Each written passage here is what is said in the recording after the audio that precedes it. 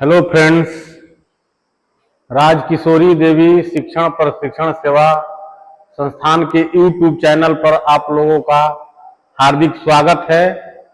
ठीक है, जैसा कि आप लोगों को पता है कि मैं प्रतिदिन, क्योंकि अब परीक्षा की घड़ी बिल्कुल नजदीक आ चुकी है, इसीलिए मैं प्रतिदिन चाह रहा हूं कि मैं आप लोगों को वैसे ही टॉपिक से चर्चा करूं ताकि आप लोगों की परीक्षा में वो टॉपिक आ सके और उसके एमसीक्यू क्वेश्चन भी आप लोगों के सामने लेकर आता हूं ताकि वस्तुनिष्ठ क्वेश्चन भी हल करने में आप लोगों को कोई परेशानी न हो। ठीक है, तो जैसा कि मैंने कल चर्चा किया था कि आंखों से संबंधित बीमारियां और उसके शैक्षणिक प्रभाव, तो इसका आज उस चैप्टर का आज लास्ट वीडियो है। जो कुछ शेष रह गया था तो उस टॉपिक को मैंने आज लाया है और उसका वस्तुनिष्ठ क्वेश्चन भी लाया है। ठीक है, और मैं एक सूचना आप लोगों को अवगत करा देना चाहता हूं कि हमारी जो ये संस्थान है राजकिशोरी देवी शिक्षण प्रशिक्षण सेवा संस्थान, यहाँ पर एडमिशन की प्रक्रिया जोरों शोरों से चल रही है। इसीलिए जो भी आपके रिलेटिव है या आपके सगे संबंधी आप लोग एडमिशन कराना चाहते हो तो जल्दी से जल्दी अब संपर्क करें, देर ना करें, क्योंकि अब समय धीरे धीरे खत्म होने वाला है। और यहाँ पर सीआरई प्रोग्राम भी है। अगर आपके कोई अगल बगल स्टूडेंट हैं जो सीआरई प्रोग्राम करना चाहते हैं तो 7 से 9 और 21 से 23 तारीख अगले महीने में सीआरई प्रोग्राम भी है। आप यहाँ पर कांटेक्ट कर सकते हैं और आसानी से सीआरई प्रोग्राम भी कर सकते हैं। ठीक है, और एडमिशन में तो आप लोग अब बिल्कुल देर ना करें। ठीक है, क्योंकि ऐसी संस्था आपको जल्दी नहीं मिलेगी कि जो अपने छात्रों के प्रति काफी उत्तरदायित्व रहती हैं। कब उनका फॉर्म भराएगा, कब उनका परीक्षा सूचित करना, आने जाने पर ठहरने का व्यवस्था करना, खाने पीने का व्यवस्था करना इत्यादि सब व्यवस्था दूसरे संस्थान के बस की बात नहीं है। ठीक है, तो आप लोग देर मत करें और मैं फिर अब अगले टॉपिक पर चर्चा करने जा रहा हूं, क्योंकि कल मैंने पहले ही बता दिया था कि ये चैप्टर का कुछ संबंधित आंखों की बीमारियां रह गई है बताने के लिए, जो आज के वीडियो में मैं अब आप लोगों को पढ़ाऊंगा। ठीक है, तो आज का हमारा जो आंखों से संबंधित बीमारी के बारे में चर्चा कर रहा था उसमें एक और बीमारी है, इसको कहते हैं निस्टेगमस। आ जाएगा परीक्षा में कि निस्टेगमस बीमारी क्या होती है, इसके आंखों पर क्या प्रभाव पड़ता है, शैक्षणिक क्या प्रभाव पड़ता है। ठीक है, तो इसका होगा कि अल्प दृष्टि वाले ज्यादातर बच्चे निस्टेगमस से पीड़ित होते हैं। ठीक है, इसमें आंखों अपने आप गतिशील होती है। इसमें इस बीमारी में क्या होता है कि आंखें अपने आप गतिशील होती हैं। निस्टेगमस होने पर यह देखा गया है कि बच्चे को पढ़ने में अधिक समय लगता है, पढ़ने के दौरान जल्दी थकावट का भी अनुभव होता है। आंखों की गति को कम करने के लिए बच्चा अक्सर सिर घुमा लेता है। ठीक है, लगता है कि वह किनारे से देख रहा है। इससे उस बच्चे की कार्य क्षमता बढ़ती है तथा उन्हें इसके लिए हतोत्साहित नहीं करना चाहिए। ठीक है, ये एक बीमारी हुई। अब दूसरी है एल्बिनस। दूसरी बीमारी कौन है? एल्बिनस। इसके अंतर्गत कई आनुवंशिक स्थितियां आती हैं। ठीक है, इस रोग से पीड़ित व्यक्ति की आंखों, त्वचा या बाल में व्रणक या तो बिल्कुल नहीं होता है या अति अल्प होता है। इस रोग से पीड़ित सभी की तो नहीं, पर ज्यादातर लोगों की त्वचा बहुत क्या होती है? हल्की होती है। एल्बिनस में आंखों की स्थिति इस प्रकार होती है। ठीक है, आंखें भेंगी तक लग सकती हैं, आंखों में असंतुलन, तेज प्रकाश और चमक के प्रति संवेदनशीलता, दिखने वाली छवि में विकृति। ठीक है, कभी कभी निस्टेगमस की अनियमित और तीव्र गति होने से वाली हरकत, जिससे आंखें आगे पीछे क्या होती रहती हैं। ठीक है, एल्बिनस से ग्रसित लोग या तो दूर दृष्टि वाले होते हैं, ठीक है। इसको किस दृष्टि के श्रेणी में रखा गया है? दूरदृष्टि के या फिर निकट दृष्टि वाले, मतलब ये दोनों में हो सकते हैं, ठीक है। ये एस्टिग्मेटिस के भी शिकार होते देखे गए हैं, वे चमक के प्रति भी संवेदनशील होते हैं, ठीक है, किंतु वे अंधकार में रहना पसंद नहीं करते। ऐसे बीमारी वाले बच्चे क्या करते हैं? अंधकार में रहना पसंद नहीं करते हैं। उन्हें औरों की तरह देखने के लिए प्रकाश आवश्यक होता है। बाहर की गतिविधियां संपन्न करने के लिए उनके लिए धूप के शीशे या रंगीन कॉन्ट्रैक्ट लेंस सुविधाजनक होते हैं।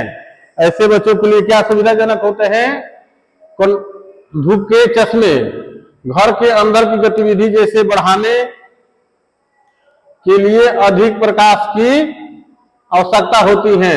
नजदीक से कार्य करने के लिए सामने के बजाय ऊपर से उपयुक्त प्रकाश पहुंचना अति जरूरी होता है, ठीक है। डायबिटिक रेटिनोपैथी, मधुमेह या डायबिटिक के रेटिना पर प्रभाव को ही डायबिटिक रेटिनोपैथी कहते हैं। जैसे मान लीजिए किसी व्यक्ति को मधुमेह, शुगर हो गया, क्योंकि ये बीमारी क्या करती है कि आंख के रेटिना पर भी प्रभाव डालती है। धीरे धीरे क्या करती है? आंख की रोशनी को कमजोर कर देती है, शून्य पर ले जाने लगती है, ठीक है।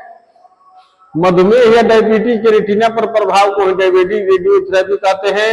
यह तब होता है जब पैंक्रियास में इंसुलिन बनना बंद हो जाए। मधुमेह रेटिना के सूक्ष्म नलिकाओं को क्षतिग्रस्त कर सकता है। इसके कारण रेटिना की रक्त नलिकाओं से स्राव निकलकर मैकुला तक पहुंच जाता है। इससे रेटिना सूज जाती है और दृष्टि क्या हो जाती है? धुंधली हो जाती है। यदि इलाज न करवाया जाए तो नई रक्त नलिकाएं बनती हैं और इन रक्त नलिकाओं के स्राव होता रहता है, ठीक है।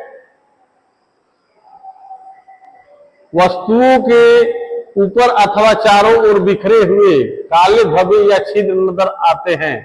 मान लीजिए कि आप कोई वस्तु देखिएगा तो क्या होगा कि उसमें काला धावा जैसा आपको दिखाई देगा, ठीक है, और बिखरा हुआ जैसा प्रतीत दिखाई देगा।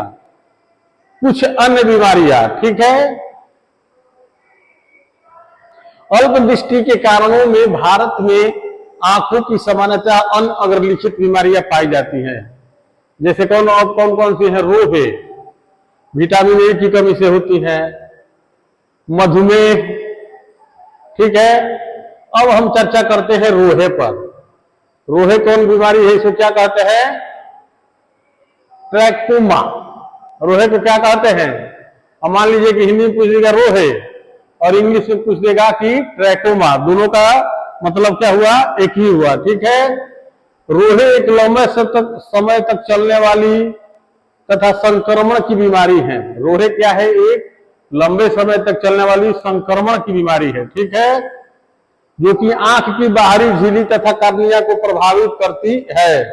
यह आंखों को छूने तथा मक्खियों से भी फैल जाता है। यह आंखों के छूने से भी फैलता है और मक्खियों से भी फैल सकता है। आंखों की साफ सफाई रखने से कुछ हद तक बचाव संभव है। अगर मान लीजिए कि हम आंख की रख रखाव कर रहे हैं, साफ सफाई, तो इस बीमारी से बचाव का साधन है। यह एक विशेष विषाणु द्वारा फैलाई गई छूत की बीमारी है, जो कि लंबे समय तक रहने से पलकों तथा कर्नियों में धब्बे बना देती है। अगर यह बीमारी ज्यादा समय तक रही तो क्या करती है? हमारे पलकों और आंखों में धब्बों का निशान बना देती है।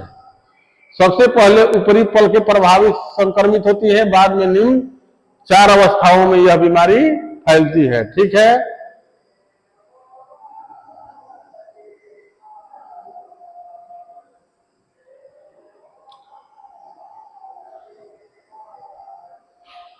अब है आंखों की बीमारी तथा उनके शैक्षणिक प्रभाव, ठीक है। मान लीजिए कि जो आंखों में बीमारी होती है उसके शैक्षणिक प्रभाव क्या पड़ते हैं? तो प्रथम अवस्था में ऊपरी पलकों को मुड़ने से छोटे मोटे घाव दिखाई देते हैं, ठीक है। द्वितीय अवस्था में ये घाव बड़े हो जाते हैं तथा इन पर तमाम रक्त नलिकाओं को भी देखा जा सकता है। तृतीय अवस्था में ये सभी घाव फूट जाते हैं तथा गड्ढेनुमा दिखाई देने लगते हैं। चतुर्थ प्रथम अवस्था में ऊपरी पलकों पर धब्बे बन जाते हैं। ये धब्बे पलकों के अंदर की तरफ मुड़ने का कारण बनते हैं, ठीक है। ऐसे में भौहें कर्निया से रगड़ने लगती हैं तथा इस प्रकार कर्निया अपनी पारदर्शिता खो देती हैं तथा दृष्टि बाधा के लक्षण शुरू हो जाते हैं। ठीक है।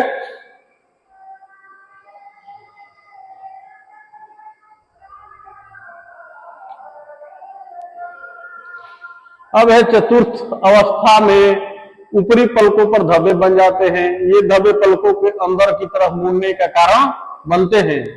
ऐसे में भौहें कर्निया से रगड़ने लगती हैं। ठीक है।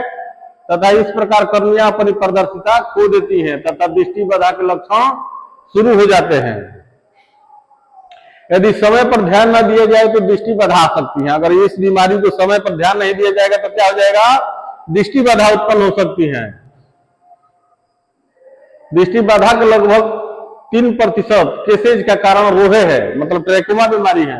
यह अफ्रीका, एशिया, दक्षिण अमेरिका, ऑस्ट्रेलिया तथा मध्य पूर्व के देशों में पाई जाती है। शुरू में कोई लक्षण दिखाई नहीं देते हैं, किंतु बाद में खुजली, आंखों में पानी, कीचाना एवं लगातार आंखों में परेशानी रहती है। इस बीमारी का क्या लक्षण है? रोहे का, ट्रैकोमा का शुरू में कोई लक्षण नहीं दिखाई देंगे, बाद में खुजली आंखों में होगी, आंखों से पानी आएगा, कीचड़ आएगा एवं लगातार आंखों से परेशानी रहती है। ठीक है।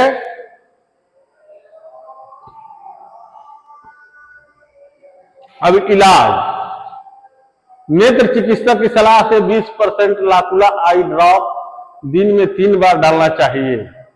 इससे क्या करना चाहिए? जब बीमारी का पता चल जाए तो नेत्र विशेषज्ञ से सलाह लेनी चाहिए और जो आई ड्रॉप दे रहे हैं नेत्राकुला या कोई भी, उसको दिन में कितना बार डालना चाहिए? 3 बार। प्रथम 3 अवस्थाओं में टेट्रासाइक्लिन मलहम प्रभावी हो सकती है, जबकि चौथी अवस्थाओं में शल्य चिकित्सा करवाई जा सकती है। इसमें या तो भौहें को हटा सकते हैं अथवा ऊपर की तरफ मोड़ दिया जाता है। मतलब कैसे दवा जाता है? तो भौहें को ऊपर की तरफ मोड़ के दवा डाली जाती है। रोहे के शैक्षणिक प्रभाव। बच्चे को पृष्ठभूमि से अच्छे रंग विभेद की आवश्यकता पड़ सकती है। ठीक है। अब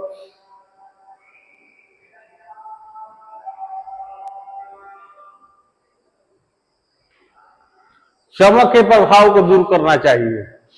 ऐसी बीमारी हो तो क्या चमक के प्रभाव से दूर रहना चाहिए। नजदीक के कार्यों के लिए आवर्धक का प्रयोग करना अच्छा हो सकता है। अब है बीमारी कंजक्टिवाइटिस। मान लीजिए परीक्षा में क्वेश्चन है कंजक्टिवाइटिस आंख की बीमारी क्या है, इसके क्या लक्षण है, इसके शैक्षणिक प्रभाव क्या पड़ते हैं। यह कंजक्टिवाइटिस नामक झिल्ली में बाह्य इंफेक्शन की स्थिति है। जब आंख की झिल्ली के बाहर बाह्य इंफेक्शन होता है तो बीमारी होती है। इससे आंख के अंदर कोई प्रभाव नहीं पड़ता है। यह शीघ्रता से होने वाली बीमारी है। 1-2 दिन में यह बीमारी बढ़ती है और तीसरे चौथे दिन अपने चरम पर होती है। यदि दवा एंटीबायोटिक आई ड्रॉप भी न ली तो 5वें से 7वें दिन में ठीक हो जाती है। यह बीमारी ऐसी है कंजक्टिवाइटिस की अपने आप हो जाती है और 5-6 दिन बाद 1 सप्ताह में अपने आप ठीक हो जाती है। ऐसी स्थिति में मरीज का गला भी खराब रहता है और ये बीमारी जब होती है तो मरीज का गला भी खराब हो जाता है, उसे जुकाम भी हो सकता है। यह निम्न कारणों से फैलती है। अब यह बीमारी क्यों फैलती है कंजक्टिवाइटिस?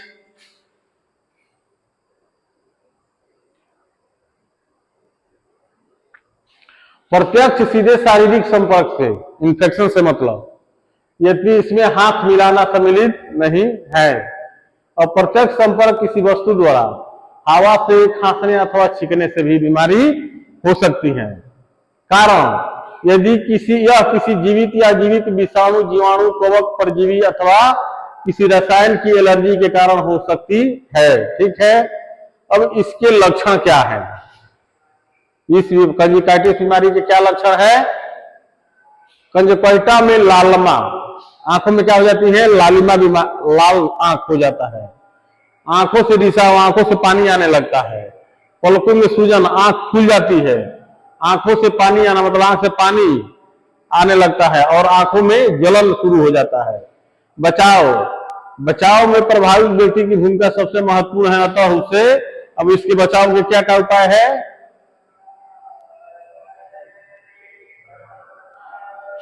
आंखों की बीमारियां तथा उनके शैक्षणिक प्रभाव में आंखों को हाथ से नहीं छूना चाहिए। ऐसी बीमारी जब हो जाए तो आंख को हाथ से छूना नहीं चाहिए। सदा ही रुमाल अथवा नेपकिन का प्रयोग करना चाहिए।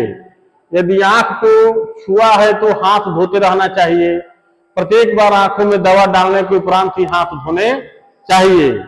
जब बहुत आवश्यक हो केवल तभी किसी वस्तु को छूना चाहिए। ठीक है, छींकते समय रुमाल का प्रयोग करना चाहिए अगर ये बीमारी हो तो। यदि आवश्यक न हो तो भीड़ भरी जगहों पर न जाए। इसके बचाव के ये उपाय है। अब ये बीमारी हो तो शैक्षणिक प्रभाव इस पर क्या पड़ता है। ठीक है, प्रकाश छात्र के पीछे से आना चाहिए तथा चमक से बचना चाहिए। इस बीमारी में क्या होना चाहिए, आंख पर चमक से बचना चाहिए। नजदीक के कार्य करते समय बीच बीच में आराम करना चाहिए।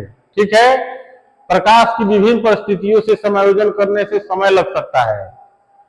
अब है अगली बीमारी रेटिनल डिटैचमेंट। रेटिनल डिटैचमेंट कौन सी बीमारी है, अब इस पर हम चर्चा करेंगे। रेटिनल पिगमेंट एपिथेलियम तथा रेटिना के बीच द्रव पदार्थ के जमने से होता है। ठीक है, यह द्रव रेटिना के फटने से विट्रस कैविटी से निकलकर आ सकता है। ठीक है, रेटिनल पिगमेंट एपिथेलियम अथवा रक्त नलिकाओं को नुकसान पहुंचाने अथवा कोई चोट लगने से यह द्रव जम जाता है। कैसे द्रव जमता है, क्या तो रक्त नलिका अपने आप जम जाती है या चोट के कारण जम जाती है। ठीक है, इसके कारण क्या है। ठीक है, इसके कारण है कि मधुमेह, सिर में चोट अथवा अपवर्तक निकट दृष्टि दोष के कारण ये बीमारी हो सकती है। यदि जल्दी पता लग जाए तो सुधार संभव है। यदि मैकुला प्रभावित होने पर सुधार कार्य कठिन हो जाता है। ठीक है, तो जो हमारे चैप्टर थे उसके सभी जो लघुत्तरीय और दीर्घोत्तरीय जितने क्वेश्चन आने वाले थे आंखों से संबंधित, उस पर मैंने चर्चा कर दिया।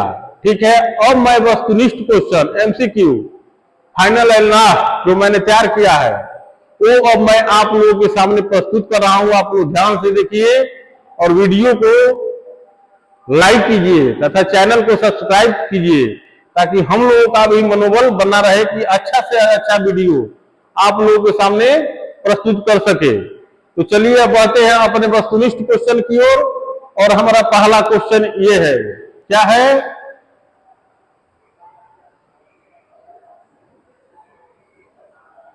पहला क्वेश्चन क्या है, निस्टेगमस क्या है। ठीक है, निस्टेगमस क्या है, ये कौन सी बीमारी है। पहला ऑप्शन है आंखों की दर्दनाक स्थिति, आंखों की अनियंत्रित गति, दृष्टि का धुंधलापन, आंखों का संक्रमण। तो इसका सही आंसर क्या होगा, इसका सही आंसर होगा ऑप्शन बी, आंखों की अनियंत्रित गति। इसका आंसर क्या होगा, ऑप्शन बी, आंखों की अनियंत्रित गति। अब है क्वेश्चन नंबर 2। क्वेश्चन नंबर 2 है, निस्टेगमस के कारण शैक्षणिक प्रदर्शन पर क्या प्रभाव पड़ता है। ठीक है, केवल गणित में कमजोरी, केवल शारीरिक शिक्षा में परेशानी, पढ़ने और लिखने में कठिनाई, कि केवल संगीत में कठिनाई। तो इसका सही आंसर क्या होगा, ऑप्शन बी, ऑप्शन सी, पढ़ने और लिखने में कठिनाई। ठीक है, अब है स्क्रीन पर 3 नंबर क्वेश्चन।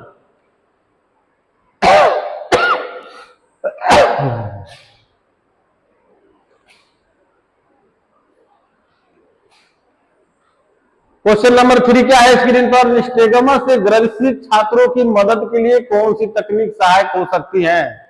ठीक है, पहला है केवल ब्रेल लिपि, दूसरा है बड़ा प्रिंट सामग्री और ऑडियो बुक्स, सी है केवल हाथ से लिखी सामग्री, डी केवल मौखिक परीक्षाएं। तो इसका सही आंसर क्या होगा, ऑप्शन बी, बड़ा प्रिंट सामग्री और ऑडियो बुक्स।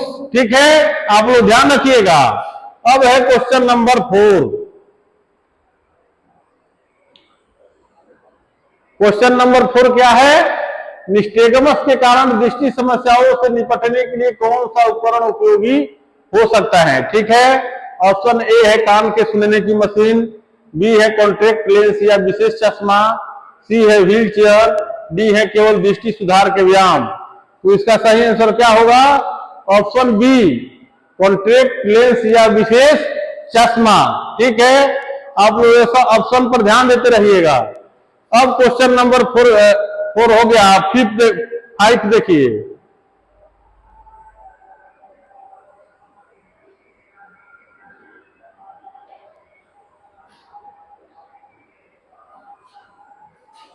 निस्टेगमस के कारण छात्रों को किस प्रकार की शिक्षण वातावरण सबसे उपयुक्त है? ठीक है, पहला है कम रोशनी वाला कक्षा, बी है उचित रोशनी और कम विचलित करने वाला वातावरण, सी केवल बाहरी कक्षा, डी केवल डिजिटल कक्षा। तो इसका सही आंसर क्या होगा? इसका सही आंसर होगा उचित रोशनी और कम विचलित करने वाला वातावरण। ठीक है, अब है क्वेश्चन नंबर 6 क्या है स्क्रीन पर? अल्बिनिज्म का मुख्य कारण क्या है? ठीक है, जो आंख की बीमारी है अल्बिनिज्म, इसका मुख्य कारण क्या है? ऑप्शन है आंखों का संक्रमण, शरीर में मेलेनिन की कमी, अत्यधिक धूप में रहना, आंखों की चोट। तो इसका सही आंसर क्या होगा? ऑप्शन बी, शरीर में मेलेनिन की कमी। ठीक है, अब है क्वेश्चन नंबर 7 स्क्रीन पर देखिए।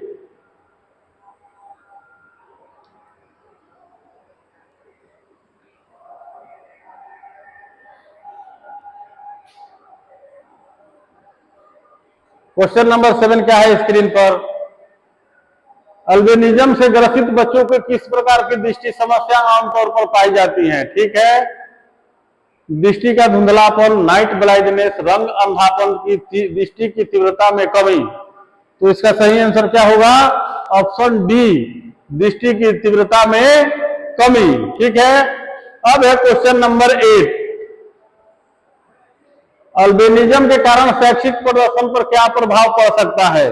ठीक है, केवल गणित में कमजोरी, केवल शारीरिक शिक्षा में परेशानी, पढ़ने लिखने में कठिनाई, केवल संगीत में कठिनाई। तो इसका सही आंसर क्या होगा?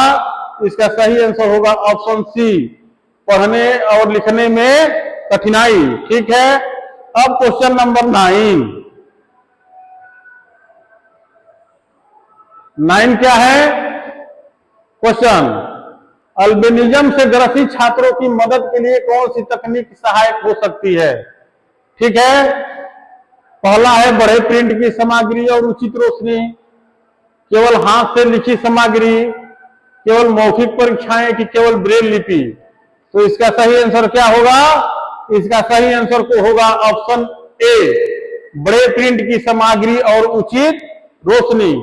अब चलते हैं क्वेश्चन नंबर 10 पर।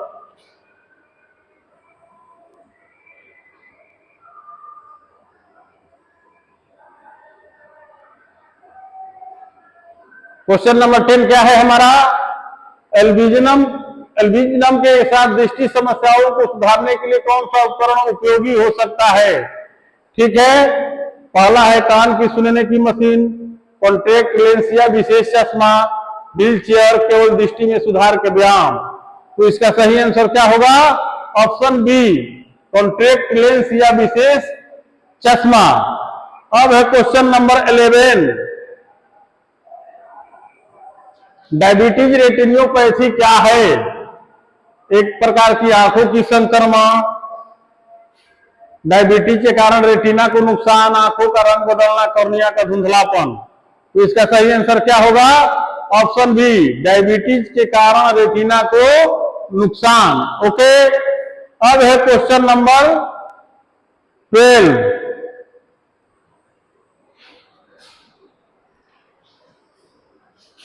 क्वेश्चन नंबर 12 क्या है?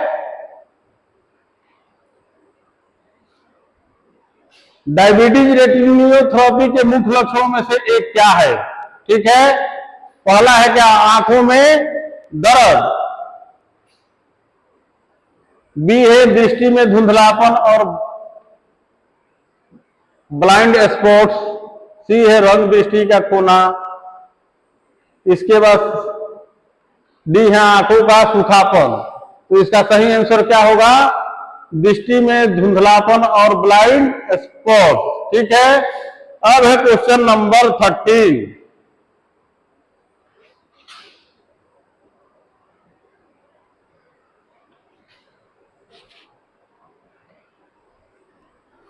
क्वेश्चन नंबर 13 क्या है स्क्रीन पर? डायबिटीज रेटिनोपैथी के कारण शैक्षणिक प्रदर्शन पर क्या प्रभाव पड़ सकता है? गणित में कमजोरी, पढ़ने और लिखने में कठिनाई, शारीरिक शिक्षा में परेशानी, संगीत में कठिनाई। तो इसका सही आंसर क्या होगा? ऑप्शन बी, पढ़ने और लिखने में कठिनाई। अब है क्वेश्चन नंबर 14।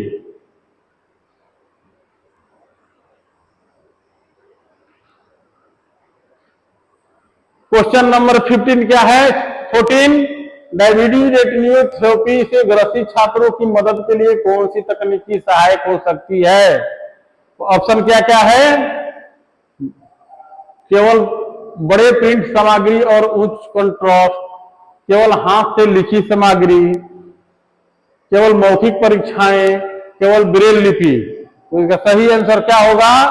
इसका सही आंसर होगा केवल हाथ से लिखी नहीं, सॉरी, बड़े प्रिंट सामग्री और उच्च कंट्रास्ट। ओके, इसका सही आंसर क्या होगा? ऑप्शन ए, बड़े प्रिंट सामग्री और उच्च कंट्रास्ट। अब है क्वेश्चन नंबर 15। डायबिटीज रेटिनोपैथी के उपचार के लिए कौन सा उपाय प्रभावी हो सकता है?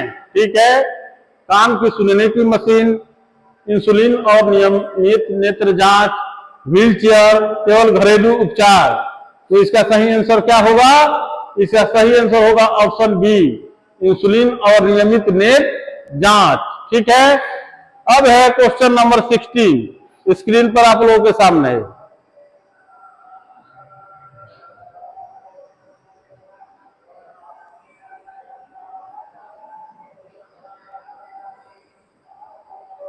सिक्सटीन नंबर क्वेश्चन क्या है? रोहे क्या है? रोहे कौन सी बीमारी है? इसका ये कैसे होती है? क्या है रोहे बीमारी? रेटिना का संक्रमण है, लेंस का धुंधला हो जाना, कर्निया का सूजन की आंखों में जलन। तो इसका सही आंसर क्या होगा?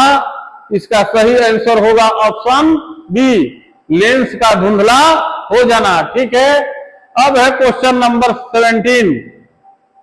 रोहे के प्रमुख लक्षणों में से एक क्या है? ठीक है, ऑप्शन दिया है आंखों में दर्द, धुंधली दृष्टि और रंगों को फीका देखना, आंखों का लाल होना, आंखों में खुजली। तो इसका सही आंसर क्या होगा? ऑप्शन बी, धुंधली दृष्टि और रंगों को फीका देखना। अब 18 नंबर क्वेश्चन स्क्रीन पर आप लोग देखिए। ठीक है,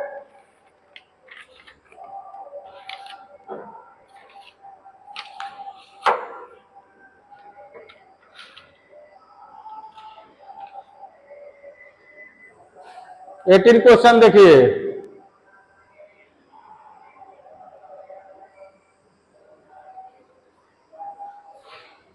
रोहे के कारण शैक्षणिक प्रदर्शन पर क्या प्रभाव पड़ सकता है? ठीक है, पहला है गणित में कमजोरी, दूसरा है पढ़ने और लिखने में कठिनाई, शारीरिक शिक्षा में परेशानी, संगीत में कठिनाई। ठीक है, तो इसका सही आंसर क्या होगा? ऑप्शन बी, पढ़ने और लिखने में कठिनाई। अब है क्वेश्चन नंबर 19। ठीक है, रोहे से ग्रसित छात्रों की मदद के लिए कौन सी तकनीकी सहायक हो सकती है? ठीक है, ऑप्शन है बड़े प्रिंट की सामग्री और उचित रोशनी, केवल हाथ से लिखी सामग्री, केवल मौखिक परीक्षाएं, केवल ब्रेल लिपि।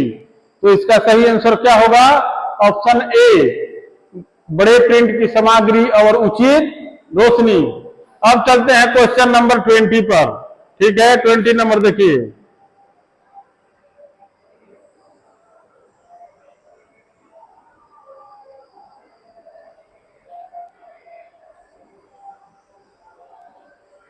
रोहे का उपचार क्या है? रोहे बीमारी का क्या उपचार है? कान की सुनने की मशीन, सर्जरी, लेंस प्रत्यारोपण और नियमित नेत्र जांच, व्हील चेयर के केवल घरेलू उपचार। तो इसका सही आंसर क्या होगा? इसका सही आंसर होगा सर्जरी, ऑप्शन बी, लेंस प्रत्यारोपण और नियमित नेत्र जांच। ठीक है, अब है क्वेश्चन नंबर 21। 21 क्या है स्क्रीन पर? कंजक्टिवाइटिस क्या है? जैसा कि चैप्टर में मैंने चर्चा किया था, ये कौन सी बीमारी है? लेंस का धुंधला हो जाना, आंखों की बाहरी झिल्ली, कंजक्टिवा का सूजन, रेटिना का संक्रमण, आंखों में जलन।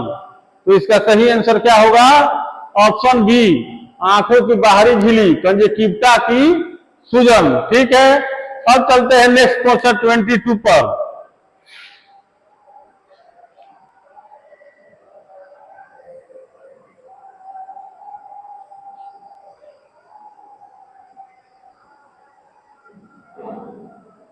क्वेश्चन नंबर 22, कंजक्टिवाइटिस का मुख्य लक्षण क्या है? ठीक है, ऑप्शन है आंखों का धुंधलापन, आंखों का लाल होना और पानी आना, रंग दृष्टि का खोना, आंखों का सूखापन।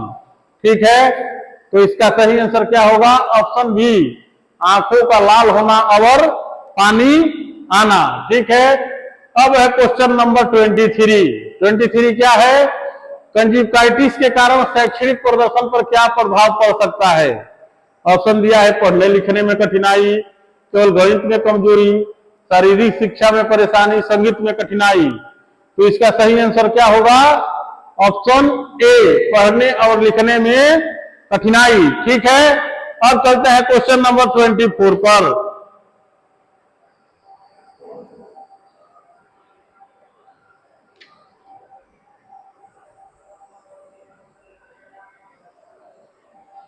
ट्वेंटी फोर्थ नंबर क्वेश्चन क्या है? कंजक्टिवाइटिस से बचने के लिए सबसे प्रभावी तरीका क्या है? अधिक टीवी देखना, नियमित रूप से हाथ धोना और आंखों को सूजने से बचाना, कि धूप में ज्यादा समय बिताना, कि केवल घरेलू उपचार करना। तो इसका सही आंसर क्या होगा? इसका सही आंसर होगा नियमित रूप से हाथ धोना और आंखों को छूने से बचना। ठीक है, अब चलते हैं नेक्स्ट एंड लास्ट क्वेश्चन। आज का हमारा जो लास्ट क्वेश्चन है, कंजक्टिवाइटिस के उपचार में क्या शामिल है, मतलब इसको कैसे ठीक किया जा सकता है? पहला ऑप्शन है कान की सुनने की मशीन, दूसरा है एंटीबायोटिक आई ड्रॉप्स, तीसरा है व्हील चेयर, चौथा है नियमित व्यायाम। तो इसका सही आंसर क्या होगा? एंटीबायोटिक आई ड्रॉप्स और सफाई, ऑप्शन बी। ठीक है, तो आज का मेरा टॉपिक जो आज 2-3 दिन से पर चर्चा कर रहा था कि आंखों से संबंधित बीमारियां, उनके इलाज और शैक्षणिक प्रभाव पर जो मैंने चर्चा किया, वो आज हमारा टॉपिक समाप्त हुआ। फिर कल नेक्स्ट दिन जो आपके परीक्षा से संभावित टॉपिक होगा, उसी को लेकर मैं आऊंगा और उसके वस्तुनिष्ठ क्वेश्चन।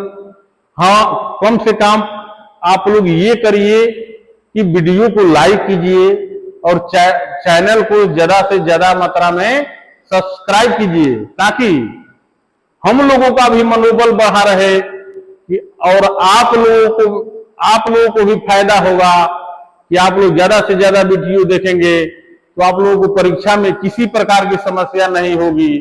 जो भी कुछ आउटी सूचना भी आती है तो हम लोग क्या करते हैं कि वीडियो के माध्यम से आप लोगों को संदेश देते हैं, इसलिए आप लोग वीडियो देखना मत बंद कीजिए। मान लीजिए कि कोई अपियरिंग छात्रों के लिए भर्ती ही की परीक्षा आ गई, नौकरी संबंधी फॉर्म आ गया, तो हम लोग क्या करते हैं कि वीडियो के माध्यम से बोल देते हैं, और जो वीडियो देखेगा बच्चा वो अपना फॉर्म अप्लाई कर सकता है या उस सूचना के आधार पर कार्रवाई कर सकता है, और जो वीडियो नहीं देखेगा तो क्या रह जाएगा? वंचित रह जाएगा। ठीक है, और ये भी आप लोग ध्यान रखिएगा कि हमारे यहाँ अगले महीने 2 सीआरई प्रोग्राम है।